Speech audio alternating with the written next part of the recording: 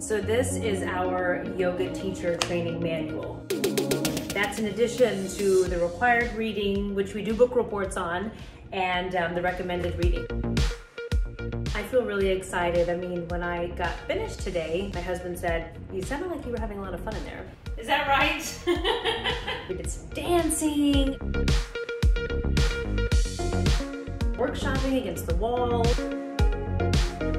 I'm energized and I just already feel a change. One of the great things that we focused on was about the science of your breath and the direction of your breath and how you could use it to change your mood.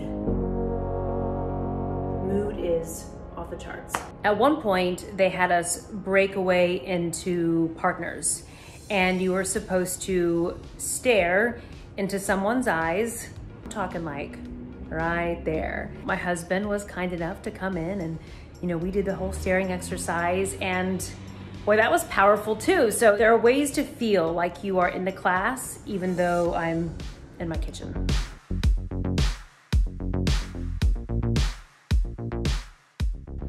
All right, I just wanted to give you a little update, and I'm looking forward to day 2.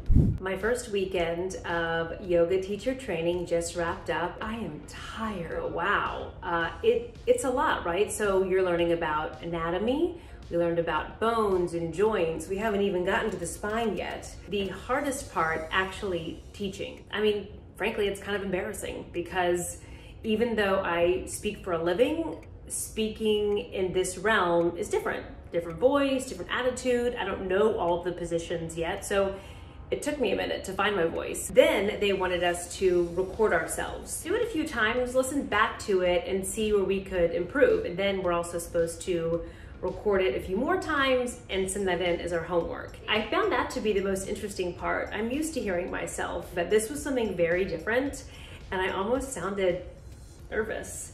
So I'll be working on that a lot over the next 30 days. In fact, I told my husband already and my parents, you are going to be my stand-in students so I can get comfortable presenting this information. So they'll be doing a lot of Kara-led yoga classes. Plant them solidly on the ground. Keep going past your heart, fold all the way down.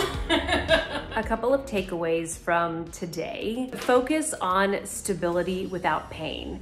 And that sort of comes from another conversation that we had, was to watch out for outdated cues, like never do this and never do that. And I thought this was really interesting. So all of us, our bones, our bone structure, very different.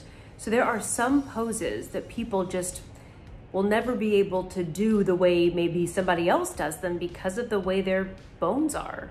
So not to get discouraged by that. Anyone is out there going, I never can do insert whatever posture, could just be the way your body's made. So keep that in mind and grant yourself a little grace. So we dove into the concept of making sure as new teachers we understand this is not a military exercise, it's yoga. Not everyone is going to look exactly the same, and it doesn't mean that they're doing it wrong. I thought that was a really good message because I know that for me, I'm always striving for perfection, and yoga is teaching me to really just accept what is and stop worrying about the future. So if you're in yoga, you're on your mat, you should be focused on the present. I shouldn't be striving for perfection, which again is something down the road. That's gonna be hard for me. Walking away from this weekend, I felt much more of a connection than I expected. Being virtual, you're here in your kitchen, you just think it's going to be like another Zoom call, and it was anything but. So I felt really included by the instructors, and people would maybe comment on if they saw Bailey walking around. It just didn't feel as separate as I thought perhaps it could be. I felt really engaged. So a lot of work to be done over the next 30 days, even a couple of book reports. First weekend in the books and 7 weekends to go.